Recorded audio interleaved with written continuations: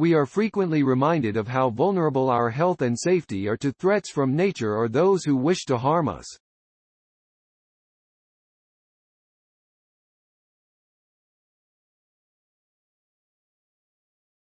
New sensors developed by Professor Otto Gregory, of the College of Engineering at the University of Rhode Island, and chemical engineering doctoral student Peter Ricci, are so powerful that they can detect threats at the molecular level, whether it's explosive materials, particles from a potential. This is potentially life-saving technology, said Gregory. We have detected things at the part-per-quadrillion level. That's really single-molecule detection. Broad-based applications. Because Gregory's sensors are so small and so powerful, there is a wide range of applications.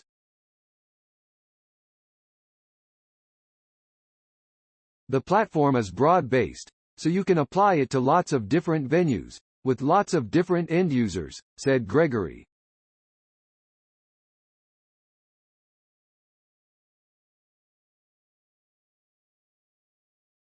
While his research is largely funded by the Department of Homeland Security, other government agencies have taken notice of Gregory's sensors.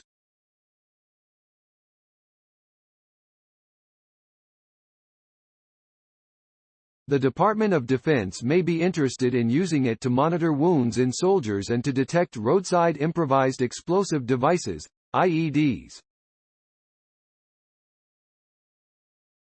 If a soldier or first responder suffered an open wound from shrapnel, Gregory's sensors could help determine if the wound became infected.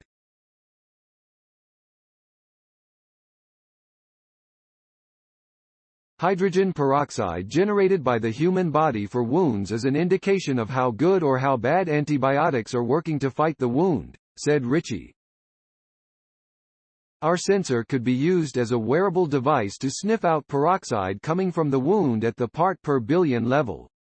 At Miami Heat basketball games, dogs have been used to sniff traces of COVID-19 coming from the pores in people's skin. In an article published in the prestigious journal Nature, Gregory stated that his sensors could be used for the same purpose.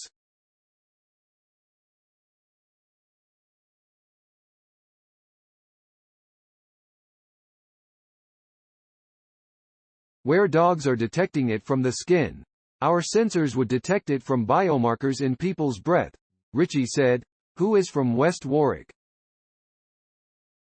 The Coast Guard has shown an interest in using the technology to sniff out illegal drugs being smuggled into the United States aboard ships.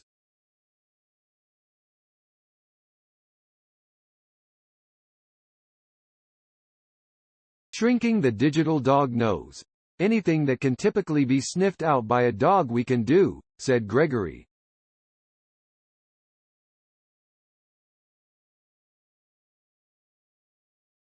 That's why we've called it the digital dog nose.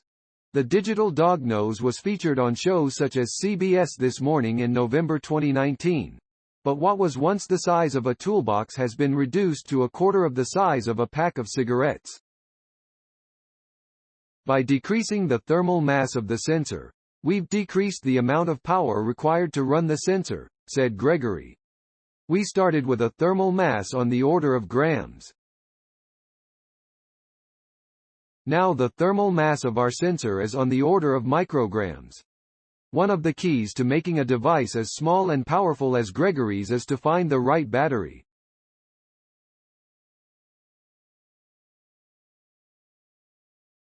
We have partnered with a company that makes very thin, low-mass batteries in Colorado called ITN Energy Systems, Gregory said. They make lithium batteries that are no thicker than a piece of paper. The process has been about finding the right partners, which helps us improve our catalysts and improve our sensor platform. Passing the test in March 2021, the Naval Research Laboratory brought its mobile testing unit to URI's Alton Jones Campus to put Gregory's explosive sensors and others to. They set up a field test outside using their vapor test bed, said Ricci.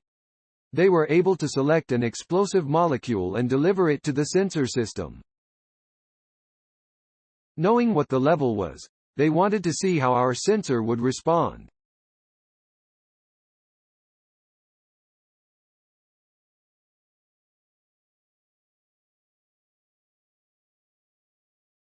One of the tests was at the part-per-quadrillion level, staying a step ahead as bad guys have developed new explosives or new ways to improvise on existing explosives.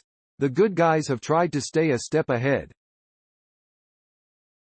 The Department of Homeland Security has asked us to be flexible enough to anticipate and adapt to emerging threats that may come several years down the road, said Gregory.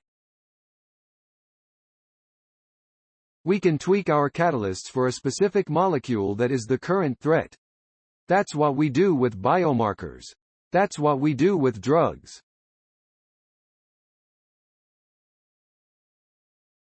What's nice about this platform is that it's flexible. Coming a long way. The sensors Gregory and Ricci have developed have been tested and improved upon over a long period of time.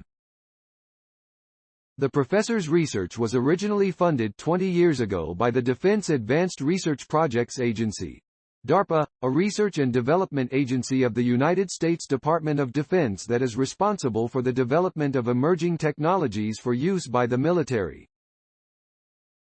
After 2 years of DARPA funding, the Army funded the project for a year.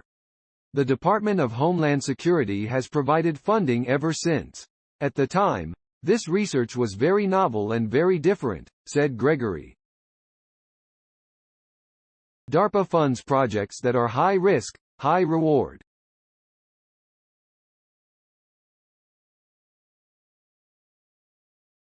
We've demonstrated that the gamble they took on our concept back then has paid off. Michael Silovich, the Robert D. Black Distinguished Professor of Engineering at Northeastern University, has collaborated with Gregory on his research for more than 10 years. This is breakthrough technology, said Silovich.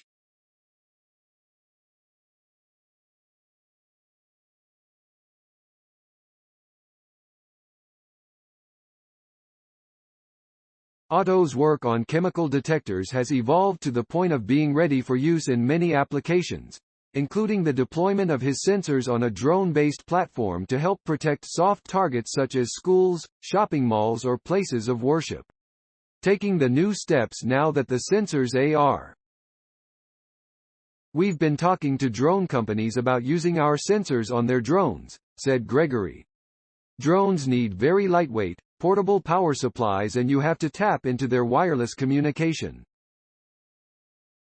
It's a much different set of engineering conditions than using a robot arm that the Army is looking to use for roadside IEDs. Gregory and Ricci are also working on sensor arrays, to differentiate one explosive, or threat, from another.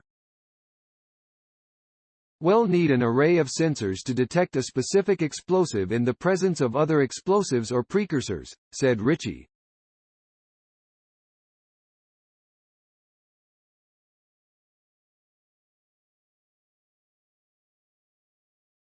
If there's a plume of 3 different explosives, we may need to identify one from the others. Ready to use now that the sensors have proven to be effective. Implementing them in real-world situations is just a matter of funding. Our sensor is not an off-the-shelf commercial product yet, but we have a potential partner, Gregory said. We just need a customer to step up to the plate and say here's an order for 1,000 of these, can you deliver them? Thanks for watching. Please subscribe my channel for more updates.